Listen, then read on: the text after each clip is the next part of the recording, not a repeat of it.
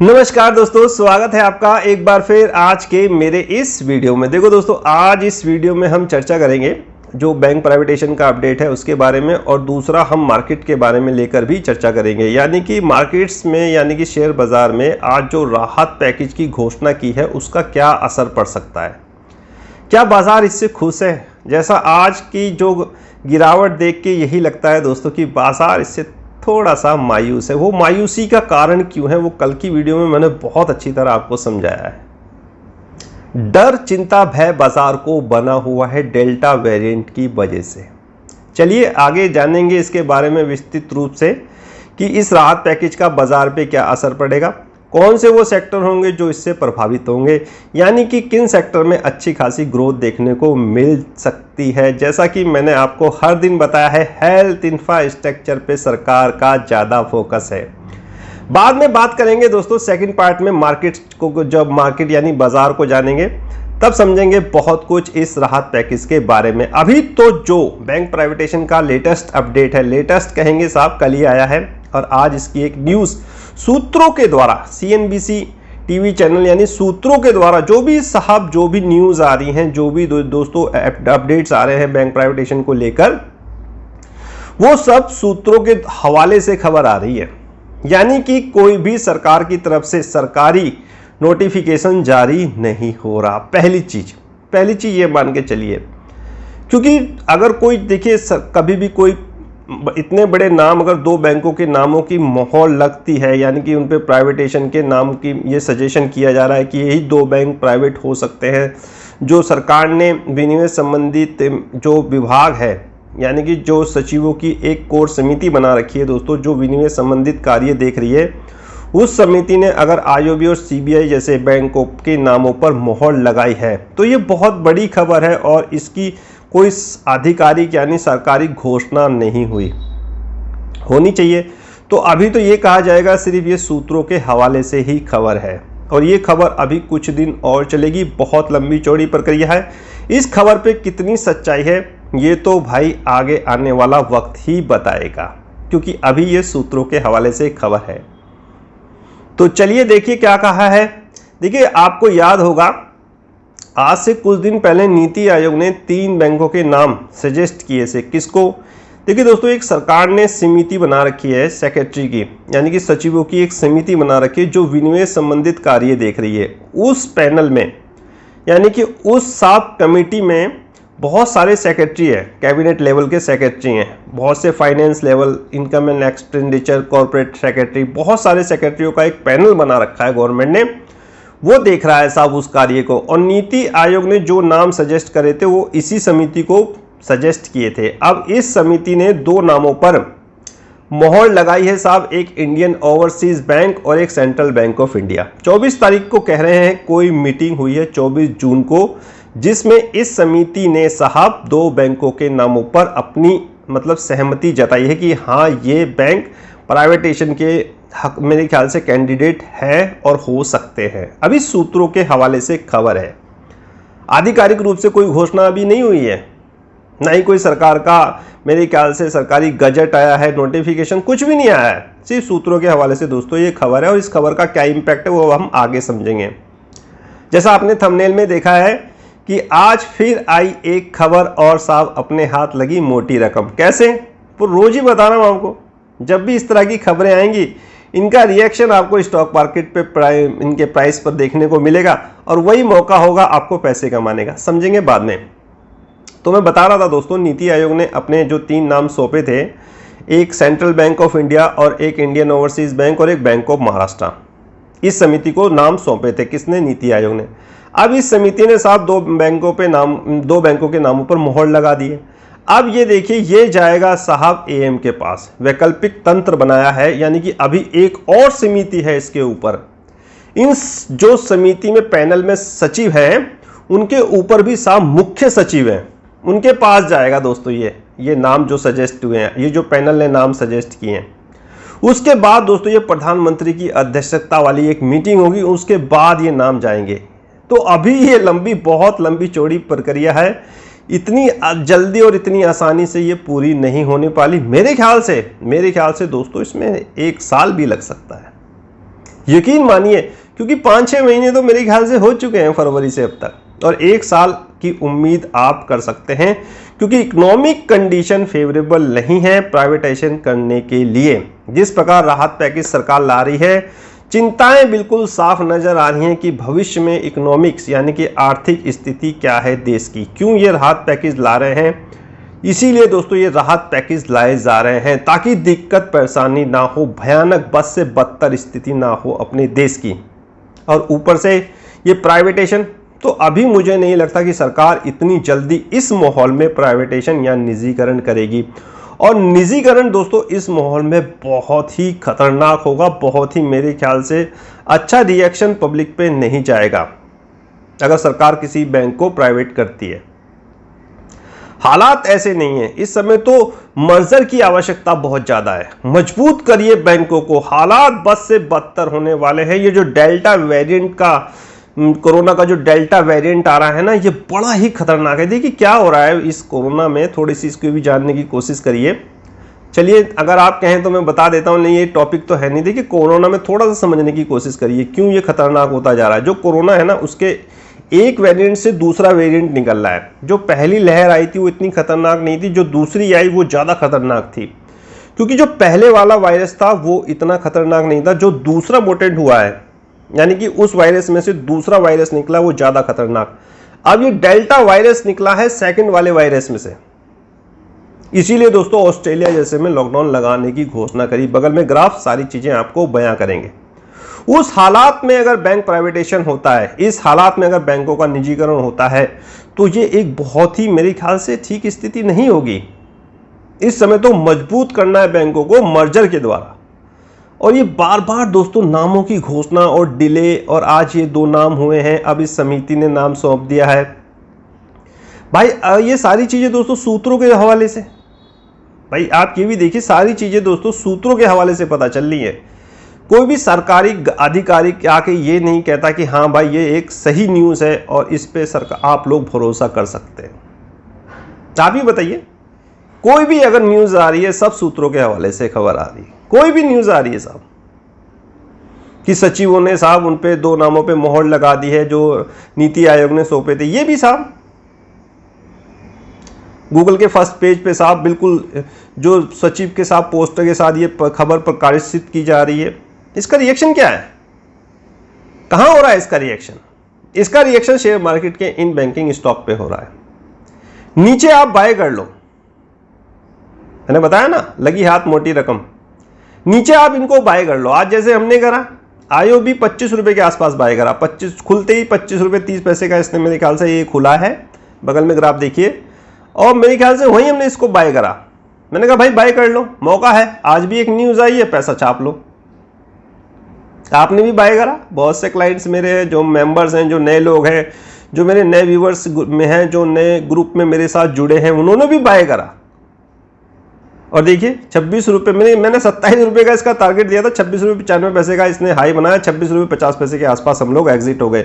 कुछ 26.50 के आसपास, कुछ 26.40, कुछ 26.30 के आसपास। ये सब मौके हैं आपके पास, आपको पता है कि ये चीज होने वाली है, न्यूज अभी आगे और आने वाली है। आज इस समिति ने पास किया है, ये आगे और जाएगा, किसी अब मुख्य सचिवों के पास जाएगा, प्रधानमंत्री की अध्यक्षता में जाएगा, फिर इस पे बैंकिंग संशोधन अधिनियम का एक बिल लेके राज्यसभा लोकसभा में ये पास होगा। बहुत सारी लंबी चौड़ी प्रक्रिया है दोस्तों। और ऊपर से आप ये देखिए, यूनियन ने एक याचिका भी दायर की है राष्ट्रपति जी के पास। तो अभी कहानी बहुत लंबी है, अभी कहानी बहुत लंबी है, और इसी लंबी कहानी में दोस्तों आपके पास मौका है पैसे कमाने का। अरे बहुत से लोग दोस्तों निफ्टी में मार्जिन 1.5 लाख का मार्जिन, 1,80,000 का मार्जिन खुलवा के लॉस करके जाते हैं, और यहाँ तो साहब आपको 20-25 हज़ार रुपये लगा के 1,000 रुपये कमाने का मौका मिल रहा है, जैसी जिसकी क्वांटिटी। मैंने कितने लिए थे, कितना मुझे प्रॉफिट हुआ, स्क्रीनशॉट के द्वारा आपको मैंने भेज दिया। कमा लो यार, पैसे कमा लो। और अभी ये आगे चलेगा, और कुछ 1 साल तक मेरे ख्याल से और चलना चाहिए, और उसके बाद कहानी कुछ और हो जाए। जैसा मैं कह रहा हूं, मर्ज ना हो जाए। तो ये थोड़ा सा एक अपडेट मुझे आपको दोस्तों बैंक प्राइवेटाइजेशन को लेकर बताना था। और कैसे इसमें आप पैसा कमा सकते हो उसकी भी थोड़ी जानकारी देनी थी। अब दूसरे पार्ट पे बढ़ा जाए, ऐसी न्यूज़ आती रहेंगी और फिर मैं आपके लिए अपडेट्स लाता रहूँगा। और ज़्यादा अगर आपको जानना हो तो भैया व्हाट्सएप कन्वर्सेशन आपके लिए खुला हुआ है, वहाँ आ जाइए, शाम को डिस्कशन करेंगे और इस पर खुल के क्या उम्मीद निकल के आएगी, क्या वाकई IOB central bank of India होंगे या कुछ और चीज़ हो सकती है, कुछ नए नाम आ सकते हैं, क्योंकि आज एक और ट्विस्ट भी हुआ है और वो ट्विस्ट मैं आपको व्हाट्सएप कन्वर्सेशन में बताऊंगा। एक बैंक अच्छा खासा भागा है। तो चलिए साहब, अब सेकंड पार्ट की ओर बढ़ते हैं, समझते हैं आज के बाजार को। दोस्तों आज बाजार में मुख्य जो मेन इवेंट्स था वो तो साहब यही था, एक तो कोरोना को जो डेल्टा वेरिएंट है उसके ग्राफ दिन पर दिन बढ़ता जा रहा है। थोड़े केसेस इस तरह नहीं बढ़ रहे थे जैसे आप सोच रहे हैं कि अब बढ़ जाएगा, थोड़े थोड़े धीरे धीरे। महाराष्ट्र में कुछ केसेस मिले, मध्य प्रदेश में कुछ डेल्टा वेरिएंट के कुछ केसेस मिले, कुछ डेथ वगैरह भी हुई हैं, बड़े दुख की बात है। तो इस कहानी को लेकर दोस्तों, इस डेल्टा वेरिएंट या कोरोना को लेकर क्या इस समय बाजार में पैसा लगाने का उचित समय है? देखिए, एक तरफ सरकार राहत पैकेज की बात बता रहा हूँ, एक तरफ सरकार साहब राहत पैकेज लेके आ रही है। आज भी सरकार ने एक राहत पैकेज लेके आई है। ये राहत पैकेज क्यों लाए जा रहे हैं? ये राहत पैकेज दोस्तों इकोनॉमिक को बचाने के लिए लाए जा रहे हैं। मैंने आपको कल एक वीडियो के माध्यम से बहुत अच्छी चीज समझाई थी, रिलायंस का गिरना। कल की वीडियो देख लीजिए, आपको सारी चीजें समझ में आएंगी। और कल की वीडियो बनाते ही सार आज राहत पैकेज आ जाता है। चिंताएं, यही चिंताएं तो एक फाइनेंशियल एडवाइजर देखता है और इसी चिंताओं को दोस्तों ध्यान में रखते हुए राहत पैकेज लाया जा रहा है। 50,000 करोड़, मैंने ज़्यादा तो इसके फिगर्स वगैरह देखे नहीं है, कुछ फिगर्स अगर गलत हो तो आप एडजस्टमेंट कर लेना। कुछ सबसे ज़्यादा फोकस दोस्तों इसमें हेल्थ इंफ्रास्ट्रक्चर, मैं शुरू से कहता आ रहा हूँ कि हेल्थ पे सरकार का ज़्यादा फोकस रहेगा, ज़्यादा फोकस रहेगा, ज़्यादा फोकस रहेगा। इसके लिए मैंने आपको स्टॉक भी दिला रखे हैं। और देखिए आज 50,000 करोड़ से साफ शुरुआत हुई है हेल्थ इंफ्रास्ट्रक्चर में। 50,000 करोड़ का राहत पैकेज दिया जाएगा। 23,000 करोड़ के आसपास मेरे ख्याल से जन स्वास्थ्य, पब्लिक के हेल्थ पर खर्च किए जाएंगे। बहुत सारी चीजें हैं। 8 रूप से ये राहत पैकेज दिया गया, 8 तरीकों से। देखिए क्या क्या है साहब। हेल्थ में मैंने आपको बता दिया, ईपीएफ यानी कि एम्प्लॉयमेंट प्रोविडेंट फंड को भी साहब 22 मार्च तक बढ़ाया गया है। 1.10 लाख करोड़ की लोन गारंटी स्कीम लाई गई है। बहुत सारी चीजें दोस्तों मैंने नोट करके लिख ली हैं, बाकी चीजें मैं व्हाट्सएप कन्वर्सेशन में आपको बताऊंगा। हेल्थ सेक्टर को साहब 100 करोड़ का लोन भी मिलेगा। सब 25 लाख लोगों को guarantee scheme, credit guarantee scheme मिलेगी। क्रेडिट गारंटी स्कीम क्या है? बहुत सारी चीजें दोस्तों आपको समझनी चाहिए। ट्रेवल्स एंड टूरिज्म, सबसे ज्यादा जो उद्योग धंधा है ना, ये ट्रैवल एंड टूरिज्म, यही प्रभावित होता है। एक एविएशन ट्रांसपोर्ट, एक होटल इंडस्ट्री और एक ये साहब टूरिज्म। सबसे ज़्यादा कोरोना की अगर मार पड़ी है ना तो इन्हीं सेक्टर पे सबसे ज़्यादा पड़ी है, सबसे ज़्यादा। और इन्हीं के वजह से दोस्तों बैंकों पे प्रेशर आ रहा है। भाई जब इनके पास पैसा नहीं होगा कहाँ से अपनी ईएमआई देंगे? इनके एनपीए बढ़ेंगे, बैंकों के एनपीए बढ़ेंगे। किनके द्वारा? इनके द्वारा। जो ये सेक्टर है अगर ये पैसे ही नहीं देगा, जो इनकी कंपनियां हैं, जब इनकी ईएमआई नहीं पूरा होगी तो यही लोग साहब फिर डिफाल्टर होंगे, फिर और परेशानी। इसी डिफाल्टर को ना होने से रोकने की वजह से सरकार आज एक राहत पैकेज और लाई। इसकी जो डीपली है ना, कितना किसको मिला? एग्रीकल्चर को भी मेरे ख्याल से 14,000 करोड़ के आसपास मिला। ये 8 फैक्टर यानी कि 8 पॉइंट दोस्तों हम व्हाट्सएप कन्वर्सेशन में अच्छी तरह विस्तृत रूप से समझेंगे। बाकी डिजिटल नोट्स हैं ही मेरे पेइंग क्लाइंट्स के लिए, वो मैं बनाने की कोशिश करूंगा। अभी आज तो नहीं, लेकिन कल तक वो आपके पास पहुंच जाएंगे। डिजिटल नोट्स में आपको पूरी बाकायदा अच्छी चीज़ मिलेगी जानने के लिए कि इस सेक्टर को इतना मिला, इस सेक्टर में जो पैसा आएगा वो उससे साफ ग्रोथ कहाँ होगी, कौन सा स्टॉक चलेगा। बहुत सारी चीज़ें पेइंग क्लाइंट्स को जानने को मिलती हैं। तो दोस्तों ये एक छोटा सा मैंने आपको राहत पैकेज पे बता दिया, क्योंकि अभी 3:30 बजे मेरे ख्याल से जो फाइनेंस मिनिस्टर है उनकी प्रेस कॉन्फ्रेंस ख़त्म हुई है और उसके बाद फिर मैं मेरे ख्याल से 4 बजे के आसपास मैं ये वीडियो बना रहा हूँ। तो इतना समय नहीं मिल पाया उसको पढ़ने के लिए। जैसे जैसे मैं उसको और पढ़ूंगा, डीपली अध्ययन करूँगा, तो आपको और सारी चीज़ें जानने को मिलेंगी। अब कल इस राहत पैकेज को देखते हुए क्या बाजार साहब भागेगा? मन में सवाल यही होंगे, बाजार क्या भागेगा? भैया आज अगर बाजार को भागना होता ना तो आज ही भाग जाता। 16,000 का जो साइकोलॉजिकल पॉइंट है ना दोस्तों, वो बड़ा ध्यान रखिए। मैंने हमेशा आपको कह रखा है, इसको तोड़ने में आफत आ जाएगी, निफ्टी को दिक्कत परेशानी होगी। पब्लिक 16,000 को लिए बाय पोजीशन क्रिएट करी बैठी है और 16,000 जाएगा नहीं है। राहत पैकेज की वजह से आज पब्लिक ने और भी बाय कर लिया होगा। अब कल देखना, कल और टूट जाएगा, क्योंकि 2020 में जब राहत पैकेज आया था प्रधानमंत्री मोदी जी के द्वारा, उससे नेक्स्ट डे बाजार कितना गिरा था वो मैंने आपको पहले ही बता दिया था कि भैया राहत पैकेज जिस दिन भी आएंगे, जिस दिन भी अच्छी न्यूज़ आएगी, जिस दिन भी कंपनी का रिजल्ट हो अच्छा, या जिस दिन भी कोई अच्छी खबर हो, उससे अगले दिन बाजार को आप गिरते हुए ही देखोगे। क्यों? आप खरीदोगे और सब बड़े बड़े खिलाड़ी उसको बेचेंगे, इसलिए बाजार गिरता है। रिजल्ट वाले दिन आप खरीदते हो यही सोच के कि कंपनी के रिजल्ट अच्छे आए, आप खरीदते हो और साहब वो दड़ाम हो जाता है स्टॉक। क्यों? क्योंकि ऑपरेटर बेचते हैं, बड़े बड़े खिलाड़ी दोस्तों उसको माल को बेचते हैं। निफ्टी ने कल कहाँ बंद हुआ था साहब, कल कहाँ खुला था, वो सारी चीज़ें व्हाट्सएप कन्वर्सेशन में समझेंगे। आज की रेंज देख लीजिए, कल जो मैंने आपको रेंज दी थी, क्या बाजार में आज उस रेंज में काम हुआ? बिल्कुल हुआ साहब। 950 से 800 की एक रेंज दी थी मैंने आपको, उसी रेंज में बाजार घूमा। और जब तक ये रेंज नहीं टूटेगी एक नई तेजी मंदी की उम्मीद करना मुश्किल है। देखिए चार्ट देखिए बगल में, बिल्कुल चार्ट एक एक चीज़ आपको देखिए। 800 से 950 रेंज दी थी और उसी रेंज में आज बाजार घूमा। बिल्कुल साहब कल की अब यही 800 और 950 की रेंज है। कल वैसे बाजार जो खुलेगा वो रेड में खुलेगा, शायद 750 के आसपास ना खुल जाए, क्योंकि आज अच्छी खासी बाइंग हुई होगी आधे घंटे में।